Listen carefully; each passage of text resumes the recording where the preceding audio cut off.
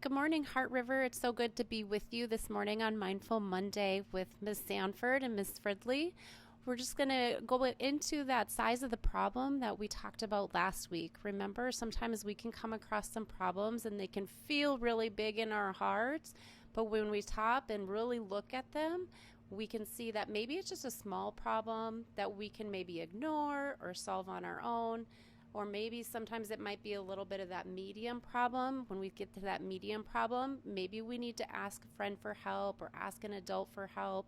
And then we know that if we get to that really big problem, if we don't get that medium problem solved, that really big problem could lead to bullying or to somebody getting hurt. And so we want to make sure that we're getting an adult's help for those really big problems. So we're going to go into how we can solve some of those problems today. You can see we've got stop, opt, and go behind me. And so I'm going to let Miss Sanford get into how we can use the problem solving when we see those small problems that we can maybe work through on our own. Hello. So as we see, this is a stoplight. So when we have a red light, we want to make sure that we are stopping, right? That's when we pull up to the stoplight. If it's a red light, we have to stop our car so that we don't go any further. Okay. And when we stop, we want to be using a coping tool because we use the stop, opt, and go sequence, those steps, when we have a trigger. Remember we talked about triggers this fall, and triggers are things that move us to a different zone. So when we've been moved from the green zone to the red or the yellow or the blue zone, that's when we're going to use these problem-solving steps. So we stop, we use a coping tool to help us to calm down, and then we can go to our yellow, which is that opt. So we're thinking about our options, okay?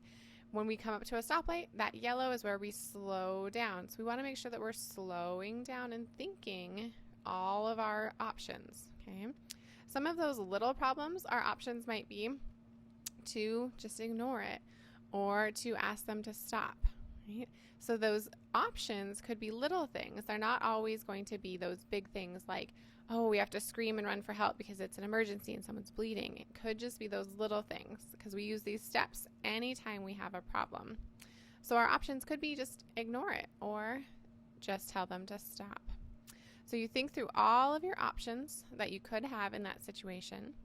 And then when you are ready to pick, you go to the green and you're ready to go, which means that you pick the best solution, the solution that's going to help you solve the problem, keep your friends, and be responsible. Okay? We don't want to pick a choice that's going to lead to us getting in trouble or others getting in trouble or getting hurt. Okay? We want to pick the solution that helps the situation. Okay? And when we get to that green light at a stoplight, we're good to go and start forward. So then we use that solution. Okay? Once we've picked it, then we use that solution to help solve the problem. So we can use these problem-solving steps lots and lots during the day because we might come up with a lot of little problems.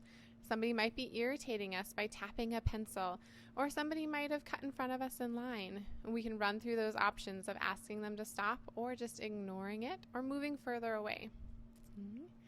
And as we use these problem-solving steps, they're going to be faster and faster so that they don't take very much time. I invite you guys to use these steps today and practice them quite a bit. You can even visit with your classroom teachers and see what they have for solutions that you might not have thought of.